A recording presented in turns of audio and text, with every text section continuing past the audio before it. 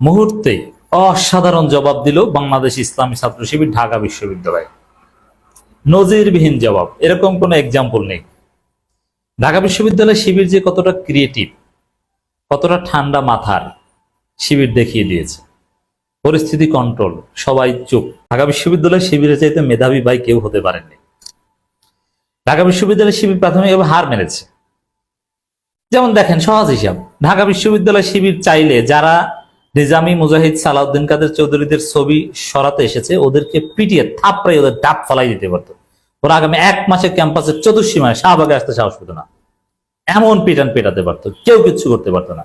Police ফেরাতে আসলেও ফেরাতে পারতো না। শিবিরের সেই সক্ষমতা, এবং 2 মিনিট এটা পারে, কিচ্ছু করেনি।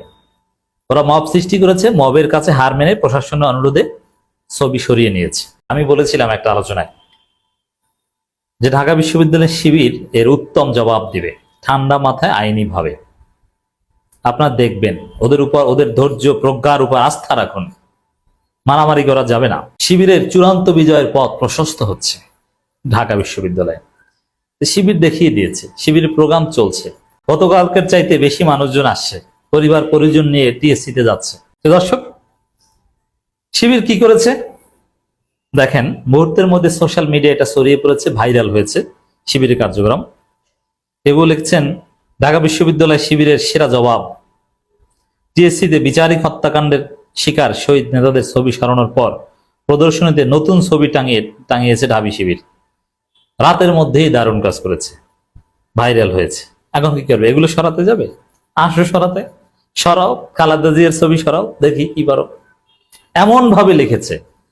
দেখেন, শিবিরের ব্রেইনের সাথে হিসাব শাহবাগী গাঞ্জাখোররা কোনোদিন পারবে না। ব্রেইনের কাছে পরাজিত হবে। পেশি শক্তি দেখানোর প্রয়োজন নেই। ওরা চেয়েছে পেশি শক্তি দেখাক, শিবির সেটা করেনি, এটা শিবিরের বিজয়। কারণ পেশি শক্তি দেখালে ওরা বলতো যে শিবির মারামারি করে, নির্বাচনের পরিবেশ নেই, ডাকসু নির্বাচন স্থগিত করো। না, শিবির কোনো গ্যাঞ্জাম হতে দেয়নি, ঠান্ডা মাথায় পরিস্থিতি কন্ট্রোল করেছে। কি করেছে?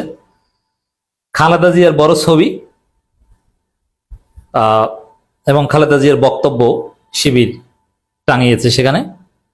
20 অক্টোবর 2011 সালে কি বক্তব্য? নিজামী, মুজাহিদ, দেলোয়ার হোসেন সাইদি, কামরুজ্জামান, কাদের মোল্লা, এদের সবাইকে তারা মিথ্যা মামলা দিয়ে গ্রেপ্তার করে রেখেছে। তারা ভেবেছে তারা স্বাধীনতা বিরোধী বলে তাদেরকে গ্রেপ্তার করেছে। আমি বলতে চাই, আজকে তারা যে অবস্থা করেছে, গোপন চুক্তি করে, স্বাধীনতার পরেও যে গোপন চুক্তি করেছে, স্বাধীনতা বিরোধী শক্তি হলো এই আওয়ামী লীগ। এই আওয়ামী লীগ হলো স্বাধীনতা বিরোধী শক্তি, দেশের বিরোধী শক্তি হলো এই আওয়ামী লীগ। তাই আগে তাদেরকে ব্যবস্থা করতে হবে, তবে এদেশ নিরাপদ হবে, স্বাধীন হবে। বেগম খালেদা জিয়া, 20 অক্টোবর 2011।